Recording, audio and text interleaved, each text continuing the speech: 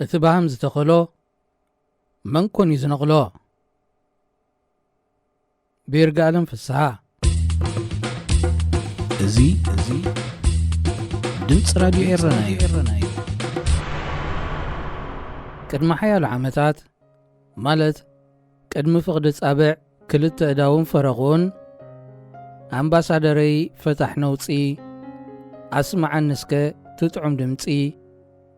كم ناي بعل ستيفانوس زماج بزا مسلو درفتات سب معدو نبرت سدت زتودسلو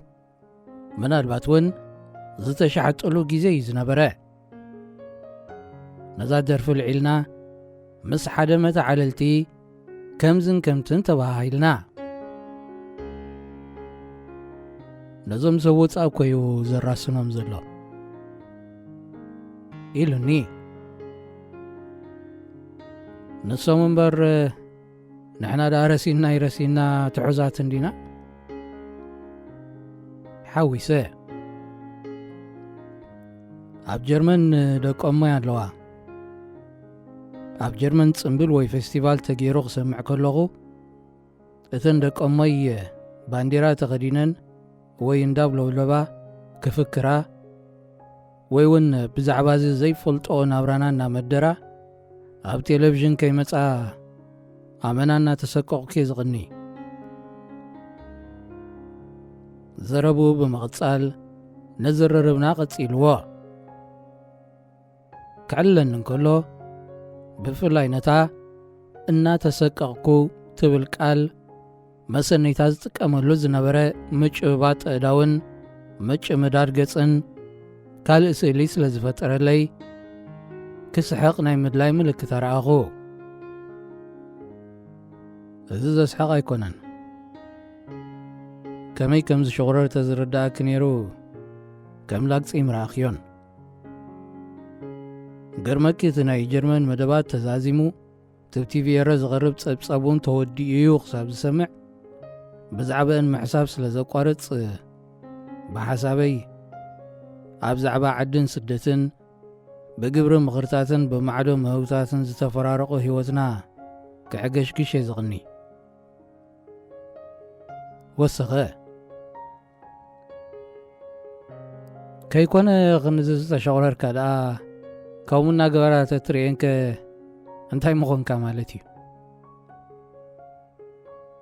دحانه زوادا يوعلو نمبر نتي شقراري حفرتن غوان وسيغ كترديو حساب يندو زان أورانا زان فلتان ناخونت نساتهم ابتروحوق معدو غينهم بزعبا نابرانا خنقرنا خي حافور افهم كخفت غلو ومغات الزاربو فتسو محاسوس كخون كله እንታይ ይበሃል ካብኡ ሓሊፎም በዘለና ህይወት ክሕቦኑን ሓበኖም ክገልጹልናን ከለዉ ነቲ ተጋሕቲኖምን ንኣፎም ኣጋህቲፎምን ዝዛረብዎ ተሰቂቕናን ተጨባቢጥናን ሰሚዕና ተወፂናዮ እኳ ጓለይ ናይ ስምዒታቱ ስእሊ ክሳብ ዘጨብጠኒ ቐጸለ ብወገነይ ከምዚ ሎሚ ዕጫ ኣእላፍ ደቂ ኤርትራ በፂሕኒ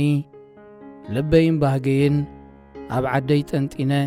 ድሕሪ ምስዳደይ ተቐማጢ ጀርመን ከይኮንኩን ከለኹ ኣብቲ እዋን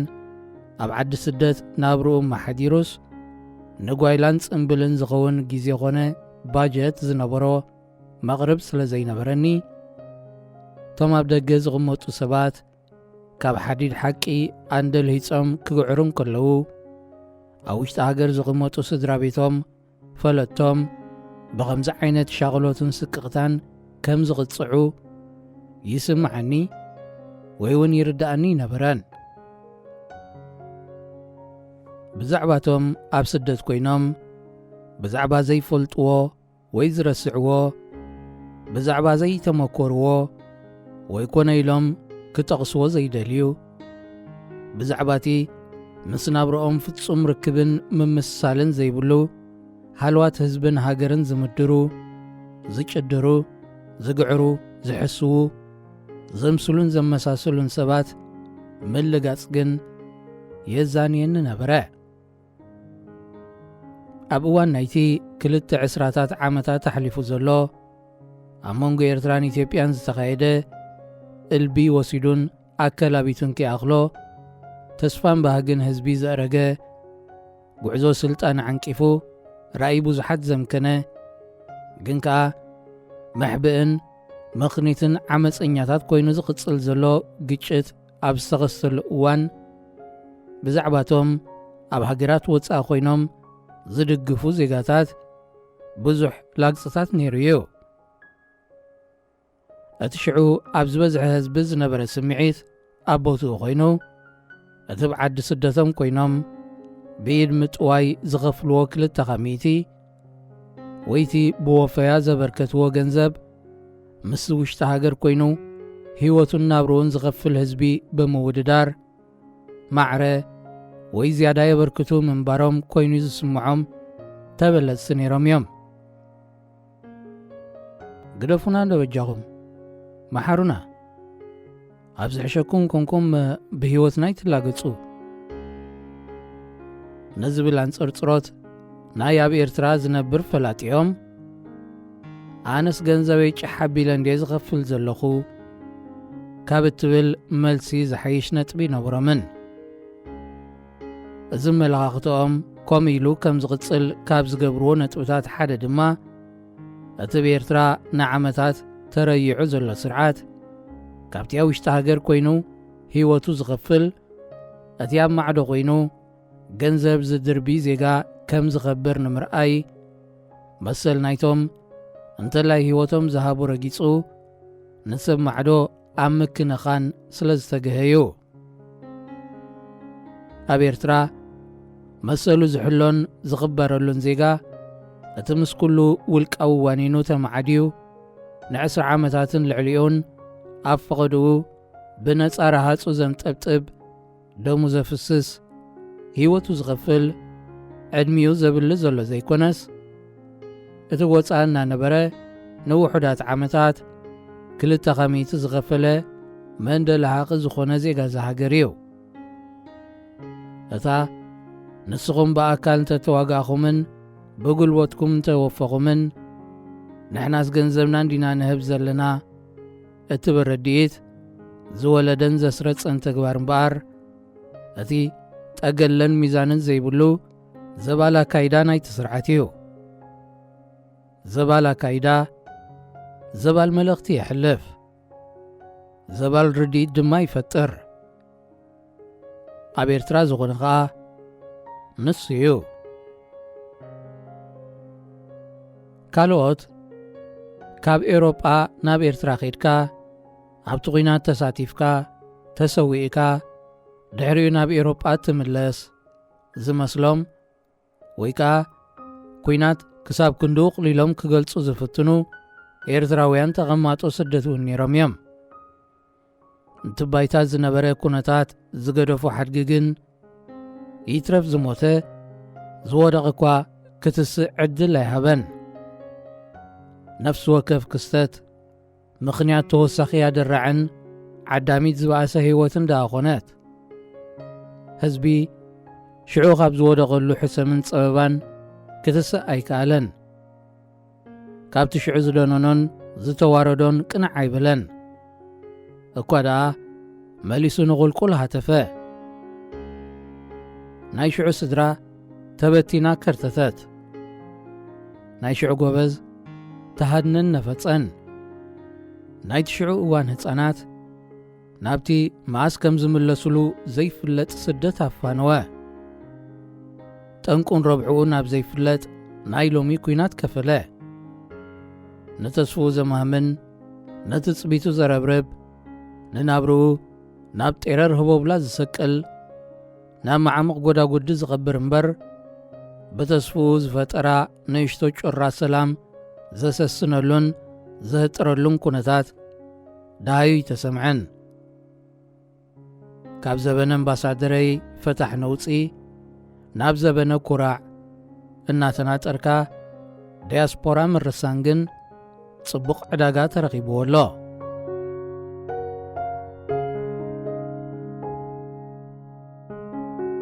ካብ ንሕዌት ዝተጐድአ ጐንና ሓቢርና ምትሳእ ነቒምታ ምክንኻን ከም ዝቐለልና ዘርእዩ ምልክታት ይደምቁለዉ። ጎላጉል ዓዲ ስደት ዝሃበና ነፃነት ብርኩት ምህርቲ ህልኽ ይሕፍሰና ኣሎ። ግና ኣብ ዶባት ኤርትራ ኮይና ከብዳ ሓቒፋ ናይ ተሓድር ስድራ ናይ ሰላምን ሩፍታን ምሕፅንታ ኣብ ኤሮጳን ኣሜሪካን መጺኡ ፈኸራን ተሃዲድን ዝኸውን ከመይ ኢሉ እዩ? ናይቲ በረኻታት ኤርትራ ኮይኑ ሎሚ ዶ ጽባሕ ገዛ ይምለስ ኢሉ ብናፍቖት ርግኣትን ቅሳነትን ዝልሎ ዘሎ ዜጋ ባህጊ ኣብ ኤሮጳ ዳንኬራን ምጽሕታር ሓውን ኮይኑ ዝቐርብ ንምንታይ እዩ? ዳይ ናይቲ ኣብ ፈቐዶ ኣብያተ ማእሰርቲ ተሓይሩን ተሰዊሩን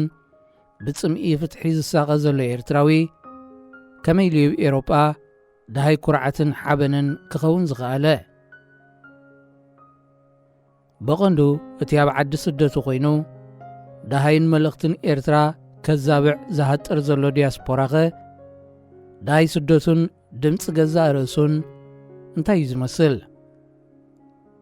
ታብ ዓዲ ስደቱ ኮይኑ ዝኾርዓላ ኤርትራ እንታይ ኮይኑ እዩ ኣብ ጎደናታታ ኸይዱ ሸናዕ ዘይብለላ፣ ዘይዘለላ፣ ድላዩ ዘይኮነላ፣ ዝመሰሎ ዘይዛረበላ፣ ብቐንዱ ኸዓ ዘይነብረላ?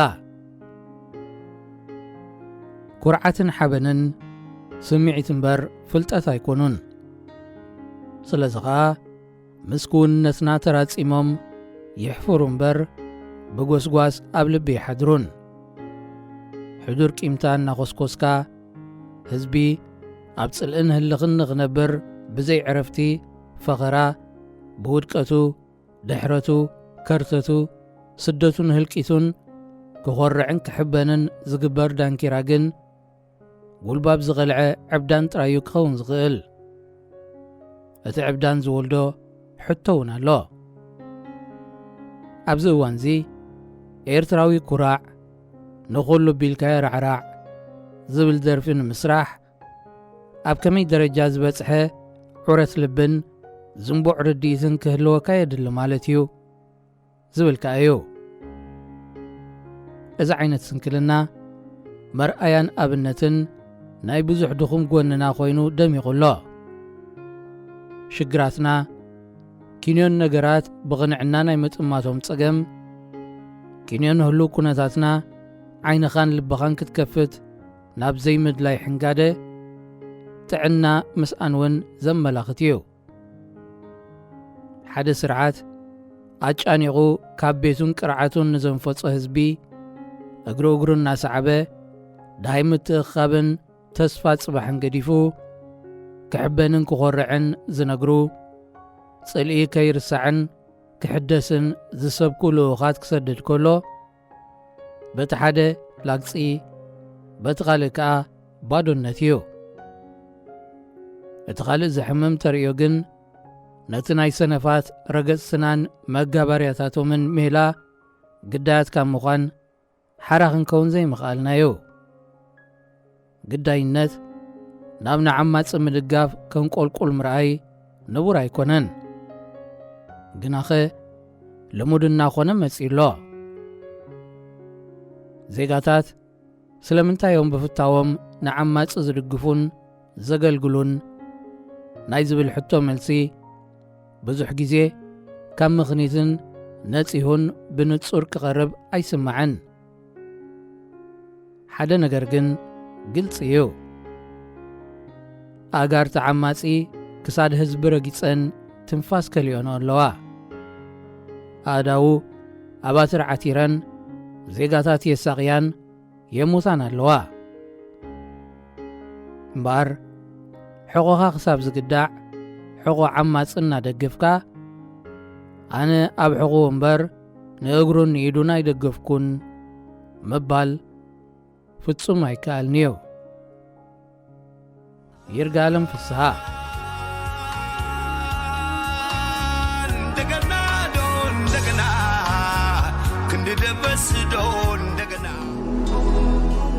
ኣብዚ ጽናሓለ أدرع صفيو سقوقان نبعاتن شاف براخة بهجنا فقط زقلب دانكيرا هلخ زنا انكحرا أي بتكلم دولك أي زايد اقرأ عماتين كلو كسادا تلخ نابل زعللو وليدا اتعدي يزلو إيدا اتعدي يزلو إيدا نخونات بقويلا نموت بدبلا نحسم بزلا نسدت بجهرة بقلات زقون نرحوا بونشف نفتحي بداربا نمسل برقصت نحقي بخربابا الساليلون زقط قناخنا أبطقات حسم زينو يترف تنفاس انقدعا زيهابو كفيئوم عطاب عالقزي سنو بريهو لبو زتسلمته إذنو عاتيو عفو زخفته زخونا مسيلو حلف مزنو ولاديتون حابتون زخفن بجو نابخاي كونن زمنت نسخادا كونيل كابدلو نباهاي بلو ريك كاندو يلوكم اخك تلحز تعميكا حنو ازي مزقبي سند مذكرة صباح بحد صباح تملي سقنبو عبزي صنحنا